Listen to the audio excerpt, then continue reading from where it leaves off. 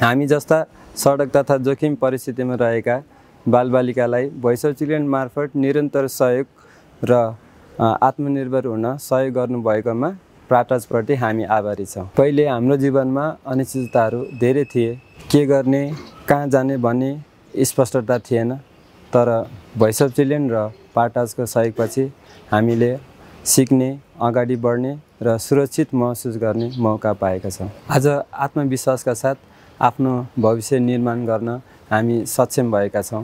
यस्तो सहयोग हामी जस्ता अरू जोखिम अवस्थामा रहेका बालबालिकाहरूलाई पनि सुरक्षित वातावरणमा हुर्कने र सुनौलो भविष्य निर्माण गर्ने अवसर प्राप्त होस् भन्ने विषयमा हामी आशावादी छौँ। धन्यवाद।